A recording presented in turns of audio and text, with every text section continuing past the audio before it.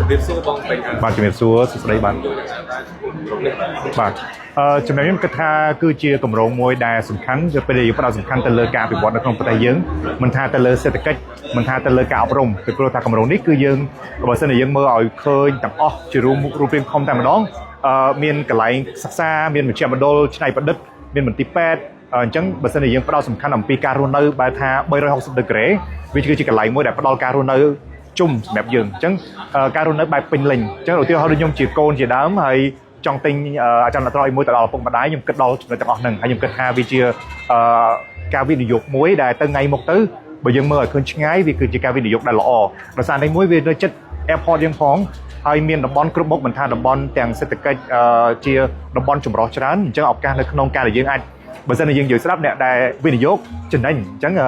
ជាចំណុចដែលល្អមែនទែនបាទន័យថាធម្មតាពេលយើងទិញផ្ទះ